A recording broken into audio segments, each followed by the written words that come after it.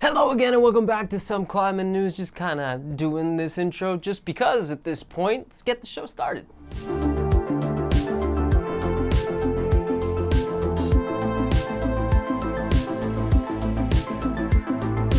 Starting this off today, let's talk about the Boulder Japan Cup. Went down over the weekend or last weekend, so I usually don't really talk about a lot of comp climbing stuff outside of the World Cups, but this was a pretty big deal for two reasons. The first, this was essentially the tournament that determined the people who would be qualifying to compete in the upcoming World Cup season for Team Japan. The second is that Team Japan is probably the most stacked pool of competitors on the planet when it comes to comp climbing, except for maybe Team France. Like pretty much every single finals in the World Cups for the past, I don't know how many years, no matter if it was lead or boulder, has featured 2 to 3 Japanese climbers in it. Like they're on another freaking level. So of course, the actual level of competition when we're talking about a tournament like this was incredibly high.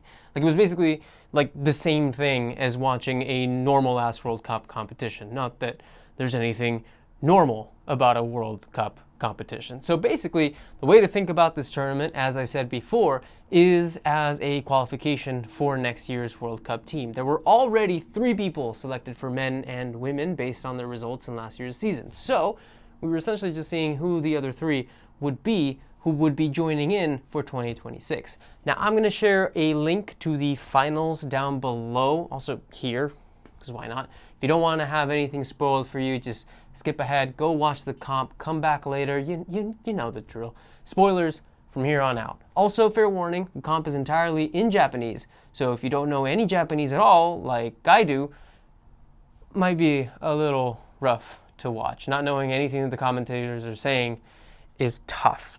Amazing climbing either way.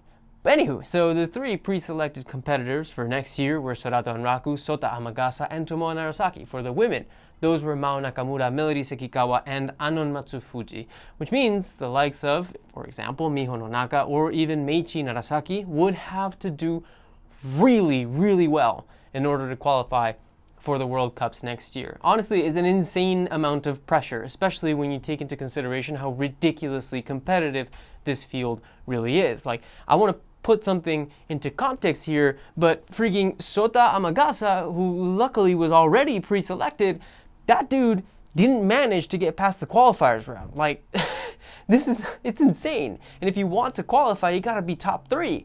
So given we're already talking men, might as well just give you the results. But first, let's talk about a few big stars who didn't even manage to make the finals. Notably, Kokoro Fuji, Yuji Fujiwaki, and Yoshiyuki Ogata, for whom unfortunately literally means that they won't be able to compete in any World Cups next year at all.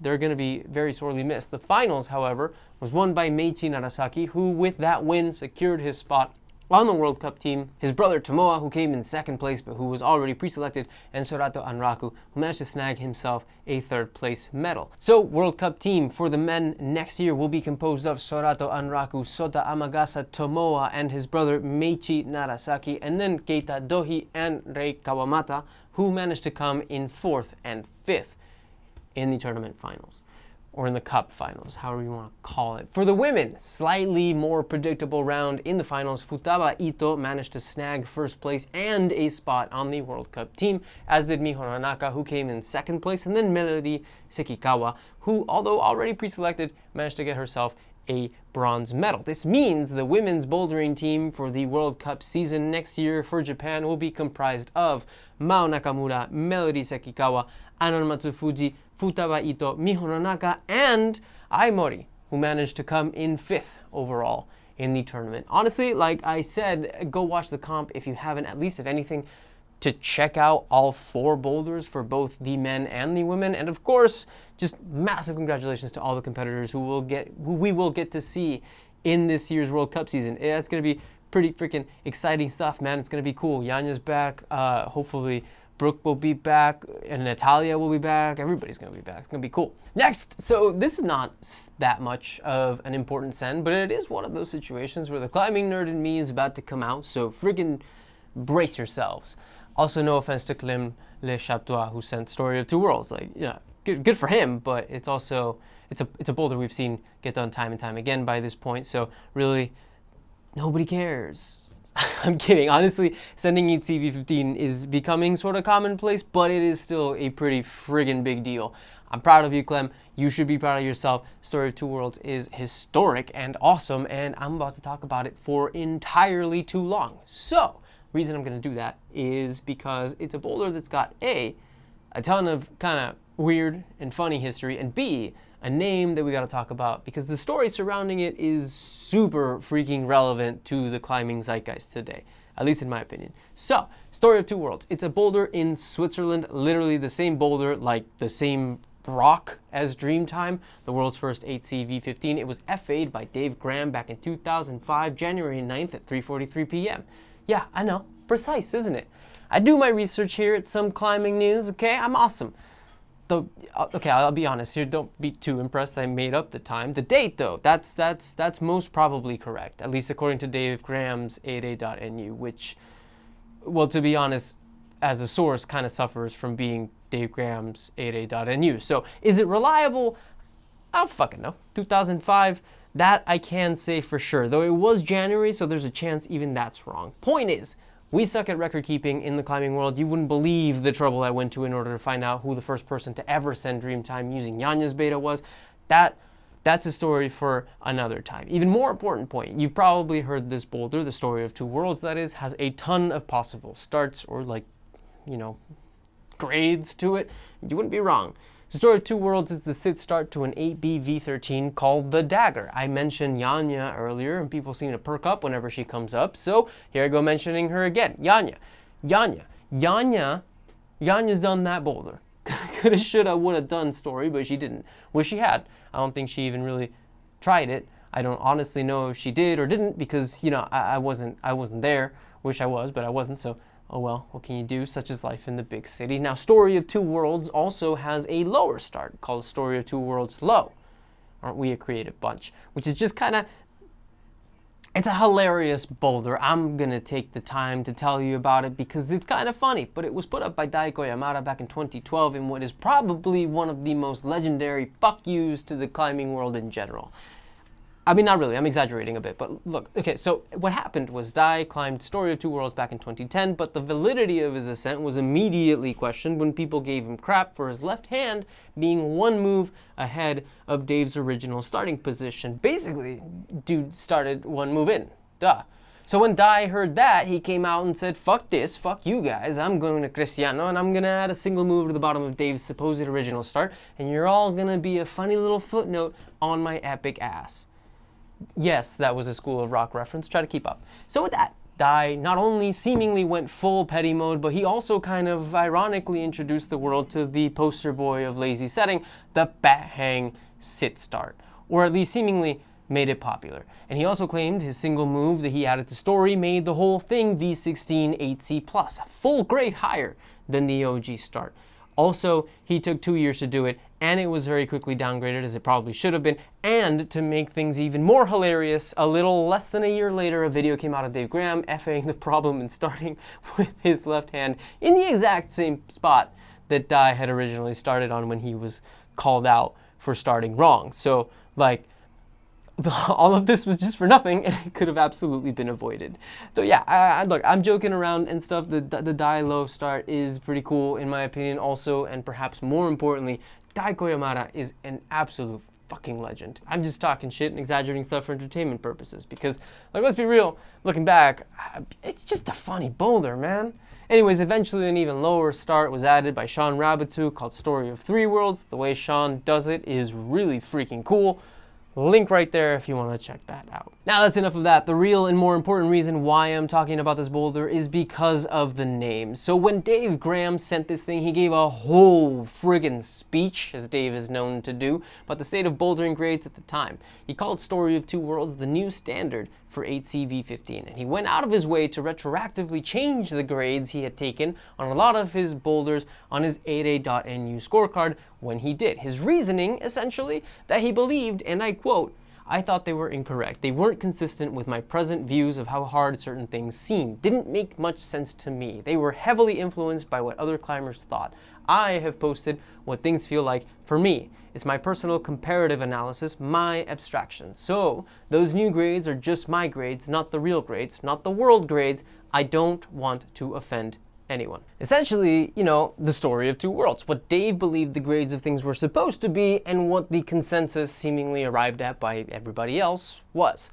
Now, most of the point that Dave was seemingly trying to make when he wrote all of this was to essentially say that grades were insanely inflated back then, with everybody seemingly jumping very, very, very quickly to call everything 8B plus and 8C, so V14 and 15, when seemingly a lot of it wasn't. We really don't have to look that deeply to find two examples, right? There's Dreamtime, literally on that same boulder, just around the corner from Story of Two Worlds, was originally called 8C, then downgraded to 8B plus by Dave Graham, until it broke, that is, and was upgraded back to 8C. Or New Baseline in Magic Wood, originally graded 8C, and also, funnily enough, sent by Dave Graham, who said he thought it could be either 8B plus or 8C until he finally came around and said that it was no harder than 8B plus, which is now the consensus grade for the boulder. It sits at very solid 8B plus. The reason I'm talking about this is because while I don't think I'm qualified to give an opinion on grades for problems that I haven't sent, there are a few things that I have noticed about the way the pros are talking about the top end of the scale.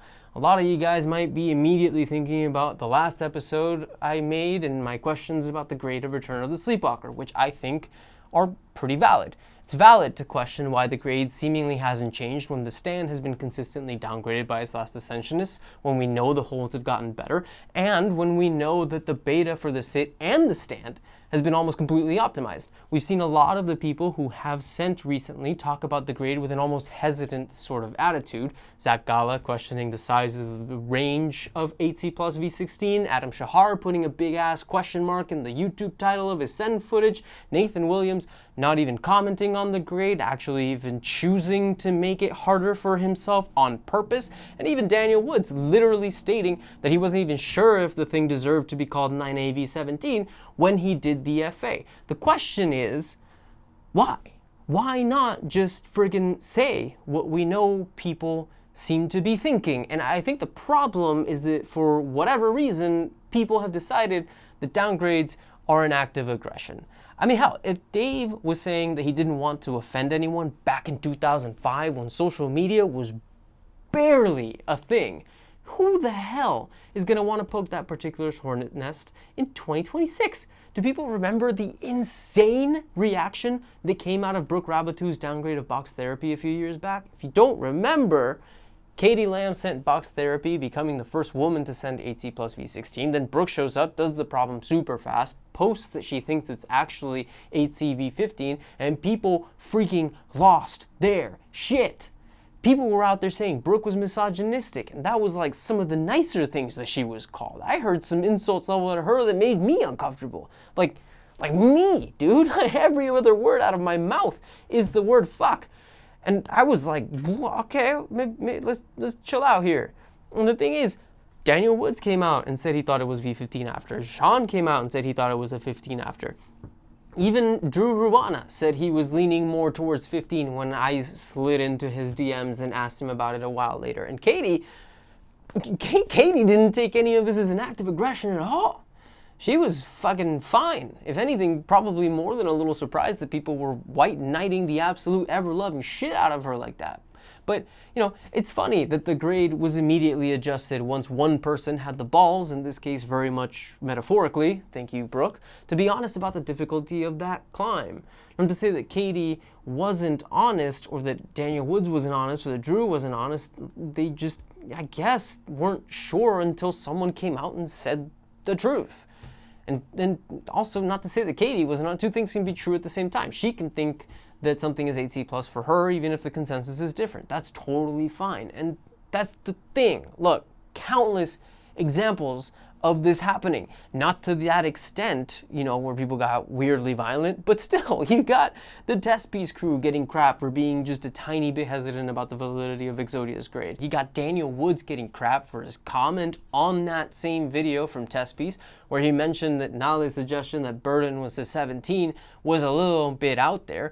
Like, you guys know I love Nale. God damn it, Nale, come back. We miss you. But people were legitimately upset that Daniel Woods would dare suggest that Nale maybe should have had more experience with 8C plus before proposing 9A. I'd say that's a pretty valid thing to suggest. My question is, why have we decided that questioning that is somehow an attack on a person's climbing? Actually, not even their climbing, their character. It's an issue that's extended to something that's been brought up on the Careless Talk podcast. How is the first person to repeat Exodia supposed to act if they send and then suddenly they believe that the climb isn't 9A plus V18? There's no way to know at this point. If a person is giving an honest opinion on a climb's grade, no way to know because there are zero incentives to do so. If it is the grade, cool. If it's not, you risk getting lambasted online. Just look at this man, Rusty Climbs, literally preemptively stating he's not trying to disrespect anyone when talking about the grade of Return of the Sleepwalker in this short. Why?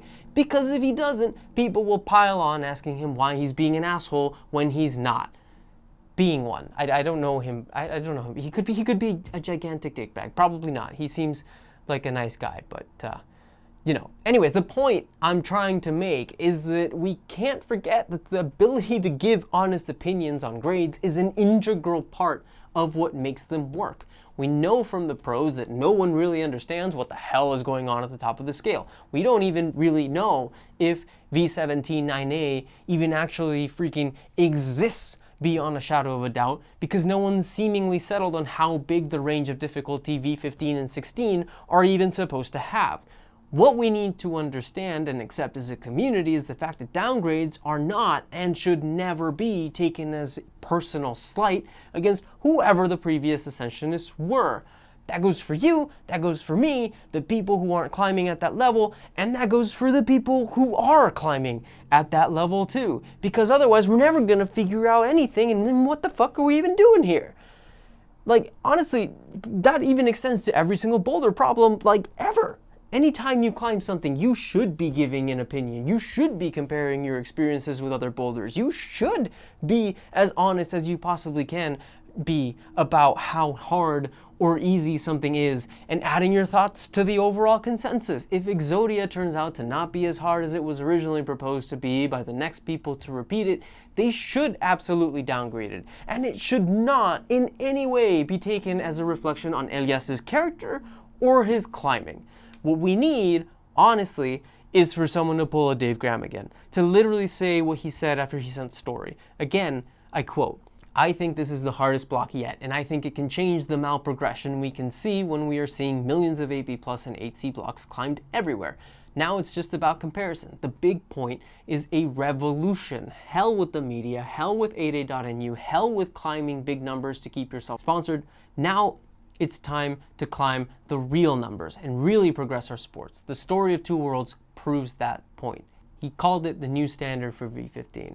And look, like I said, I'm not qualified to give an opinion on boulders that I've never climbed. The most I can do is gather different opinions and info the way I've done with Return of the Sleepwalker, do some kind of weird detective work and add a question mark. The situation with Return is a huge exception to the rule, like Alphane or Burden or whatever. There ain't no way I can say whether or not those boulders are soft. I don't have enough information from anyone to build an opinion. What I can do, and what I can say, is that I am 100% with what Dave Graham said in 2005. As at least some small part of climbing media, I think it's hugely important that people be able to give their true absolute opinions about how easy or hard a climb is without us resorting to stupid drama. So with that said, all I can really do is tell any pros who are watching this, if there are any doing so, that I'm not going to be the one to add to the drama. I'll not be one who shuns or judges downgraders or downgradees. And to literally everyone who watches this, dude, we got to stop thinking downgrades are personal. They're not. It's okay to think something that's easy for others is hard for you. It's going to be okay. Like, it's fine. Not everybody's going to think the same stuff is that hard or that easy. It doesn't matter. Also, there's a whole other side to all this that I haven't addressed, which is just more or less an unfortunate side effect of, capitalism being capitalism. attention economy and all that. I understand the fact that climbing V16 versus V17 are two completely different monsters when it comes to how many clicks they garner. It's unfortunate that there's an economic incentive there for a lot of the pros, one that you really just, you can't judge people too harshly for. But to be honest, I don't know, I really just haven't made up my mind about how I feel about that, or even how to like square it with everything else I just said. It's been a problem for the climbing world since freaking forever, right? Like, I literally just mentioned the fact that Dave even addressed the same thing in 2005 when he said, you know, to hell with climbing big numbers to keep yourself sponsored, right? I don't know. I feel like I just rambled on for maybe a little bit too long. I would love to know what people think of something like this, though. Is history repeating itself? Are we in the same spot that we were in 2005 with, you know, 8B plus and 8C, but only now with 8C plus and 9A? I would love to know if I'm also just kind of bunching above my own weight when talking about something like this. Like, I have my opinions, but I'm also very much aware that I have zero personal experience when it comes to what cutting edge grades are even like. I'm literally just going off what I've seen from people who do climb that hard as someone who doesn't climb that hard. Like, the definition of an armchair grader right now. Like, God, I hate myself, Jesus Christ. Anyways, let me know in the comments. And also to Clem Le Chatois, who I just kind of used as an excuse to go on a ridiculously long rant. Apologies for doing that. Mostly congratulations on the send, dude. Story of Two Worlds is rad. It's an awesome boulder problem, and it's awesome that you sent that thing. Let's move on. And since I've already mentioned Elias Iagnemma, dude just sent the Big Island 8C, which is kind of cool because that means he's going to be working Sudan Sol, which is honestly going to give us just a little more insight into Exodia, right? Like, Sudan is seemingly consensus very soft 17 so far. Like, there's Nico Pelorson, who said it was 8C plus, and a couple others who've given it a slash grade. You got Adam Andra, who's kind of surprised when he sent as quickly as he did. Like, he seemed a little perplexed as to why it was seemingly so easy for him, right? Dude kind of took the grade, trusting others in bouldering no more than him, I guess. I don't know what that means either. Could mean a ton. Could be he's stronger than he thinks. Could be his understanding of how hard something is supposed to be in bouldering is non-existent.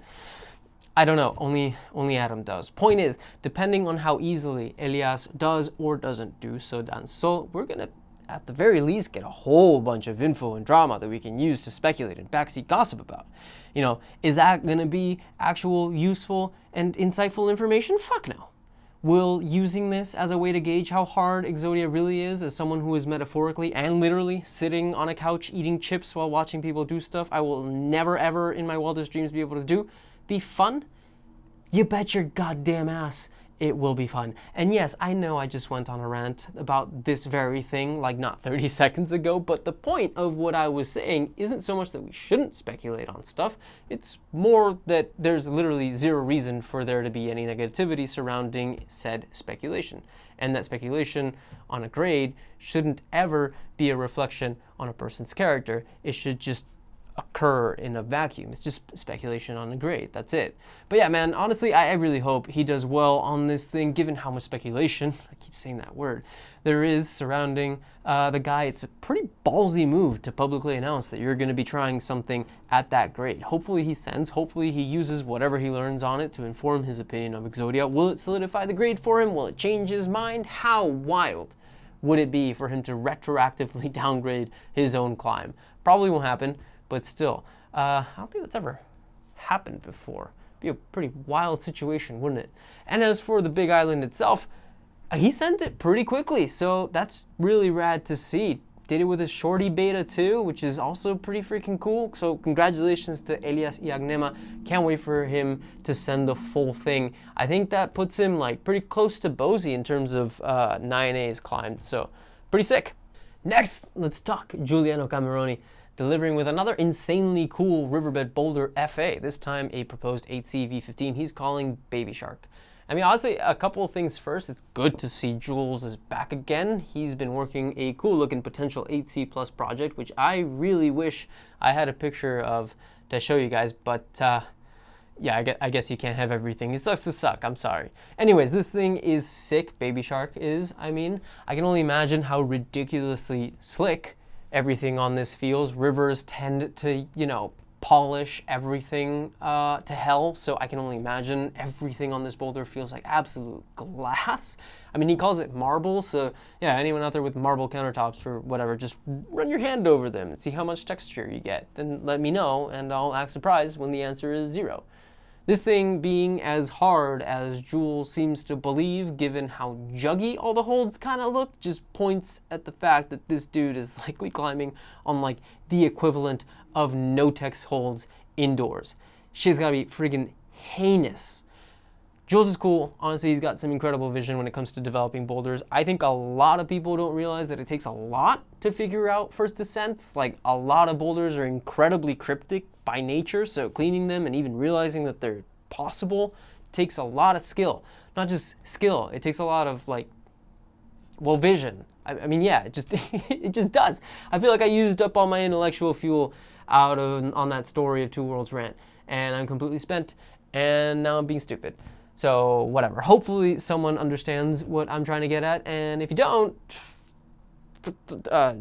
worry about it. Just, you know, there's a certain kind of hidden art to finding and developing boulders. Like, there's a reason FAs usually take longer than second ascents, and why there are so few people who are like prolific developers like Jules or even Jimmy Webb. Let's move on.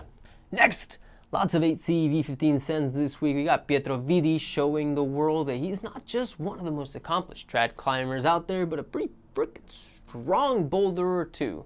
My dude just sent From Dirt Grows the Flowers, probably the most notorious mantle on the planet, other than, you know, like the actual mantle of the planet.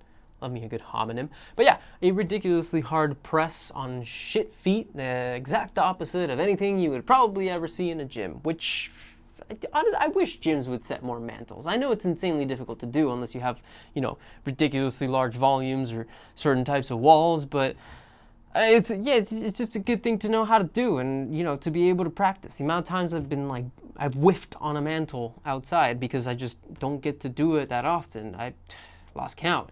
Anyways, not all that much to add here. It's a cool ass boulder, and it's freaking sick that Pietro's doing hard stuff. I think that this dude basically climbed everything the UK and Yosemite had to offer in terms of a cutting edge trad, so I'm excited to see what else he can get done when it comes to other disciplines, you know, sport climbing, bouldering, whatever. I don't know. Bouldering is dope. This dude is strong as hell. He's got 2 8C plus V16s and 9 8Cs under his belt, so that's just pretty cool shit. And then I feel like all I've been talking about this episode has been bouldering, so to all the sport climbers out there, I'm not sorry. Bouldering is better, but to be fair, we are also in the middle of winter right now, so most of you sport climbers are kind of, you know, hibernating. That being said, one dude that's definitely not doing so is Mikel Linacisoro, who you might probably not actually know. Dude's a Spanish climber, quite young, and he's just managed to send his very first 9A plus 515A route, the famous Ameriketan in the Basque Country, north of Spain, for anyone not aware. Best food ever, wildest language of all time, as you can tell by the name of that route. But yeah, Ameriketan famously upgraded to 9A plus by Adam Ondra, and the first 9A plus of freaking rockstar legend Anice Velar, who became the first Spanish woman to send 9A plus back in 2024. It's cool stuff. Huge congratulations to Mikel.